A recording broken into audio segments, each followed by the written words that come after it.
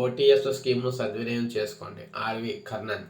So తెలంగాణలో మనం చూసుకున్నట్లయితే చాలా ముఖ్యమైన ఆస్తి పన్ను వడ్డీపై 90% రాయితీతో పన్ను చెల్లించేందుకు అవకాశం కల్పించినట్లు జిహెచ్ఎంసీ కమిషనర్ ఆర్వి కర్ణన్ తెలిపారు. మార్చి 31 వరకు ఈ అవకాశం ఉంటుందన్నారు. వన్ టైం సెటిల్మెంట్ ఓటీఎస్ స్కీమ్ను అందరూ సద్వినియోగం చేసుకోవాలని కోరారు. 28 లక్షల ఆస్తి పన్నుదారుల్లో 18 లక్షల మంది చెల్లించారని చెప్పారు.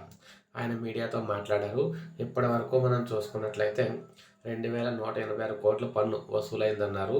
త్వరలో జిహెచ్ఎంసీ పరిధిలో ప్రజాపాలన ప్రగతి ప్రణాళిక కార్యక్రమం చేపడుతున్నట్లు చెప్పారు. పారిశుధ్యంపై ఎక్కువ దృష్టి పెట్టామని, మెగా ఈ-వేస్ట్ డ్రైవ్లు చేపట్టాలని చెప్పేసి కర్ణన్ తెలిపారు. ఎవరైతే ఇంకా 10 లక్షల మంది అయితే ఉన్నారో కుటుంబాలు, ఆ కుటుంబాలందరూ కూడా ఆస్తి పన్నుపై వడ్డీని అయితే తీసేసి 90% రాయితీతో వారికి అయితే అవకాశం ఇస్తున్నాం. వారందరూ కూడా ఆస్తి పన్ను అయితే చెల్లించాలని చెప్పేసి చెప్పడం అయితే జరిగిందనమాట. సో ఇది మనకు తాజా సమాచారం. ఒక లైక్ చేయండి, సబ్స్క్రైబ్ చేసుకోకపోతే మన ఛానల్ సబ్స్క్రైబ్ చేసుకోండి.